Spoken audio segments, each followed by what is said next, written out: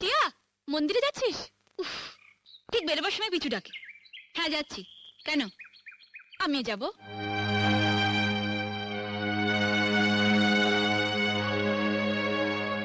এইভাবে যাবে? এই পোশাকে? লোকে ভাববে চৌধুরী বাড়ির বউ আর ঝি যাচ্ছে।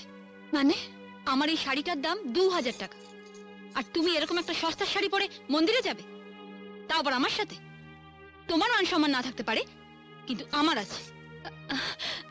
ও এই কথা। তুই দাঁড়া, আমি এক্ষুনি শাড়িটা বদলে আসছি। এটা ধর।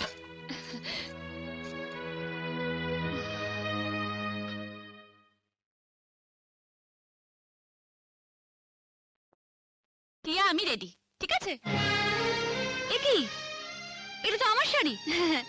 তুমি পরেছো, তোমার লজ্জা করছে না? খোলো। দামি শাড়ি পরার যখন অতই শখ, নিজের বরকে বলো না কিনে দিতে। সে মুহূর্ত নেই। ভিখারি কোথাকার। কি বলছিস তুই টিয়া? তুই আমি তুই যা, আমরা বোনের মতো।